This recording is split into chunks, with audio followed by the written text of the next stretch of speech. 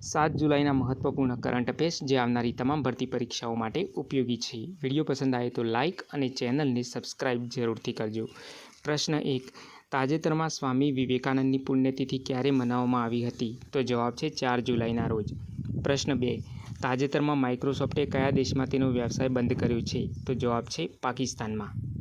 પ્રશ્ન 3.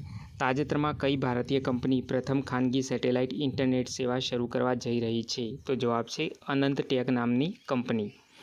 પ્રશ્ન 4. તાજેતરમાં જુલિયન મેકમોહનનું અવસાન થયું છે. તેઓ કોણ હતા? તો જુલિયન મેકમોહન એક અભિનેતા હતા. પ્રશ્ન 5. તાજેતરમાં આંતરરાષ્ટ્રીય સહકારિતા દિવસ 2025 ક્યારે મનાવવામાં આવ્યો છે? તો જવાબ છે 5 જુલાઈના રોજ. પ્રશ્ન 6. તાજેતરમાં ઓડિશાના કયા શહેરને રાજ્યનું 6થું નગર નિગમ બનાવવાનું છે? તો જવાબ છે પુરી શહેરને.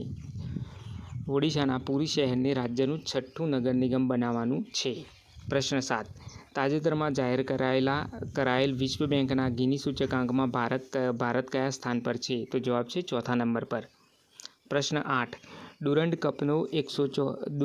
કપનું 134મું સંસ્કરણ કેટલા રાજ્યોમાં યોજાશે? તો જવાબ છે 5 રાજ્યોમાં યોજાશે.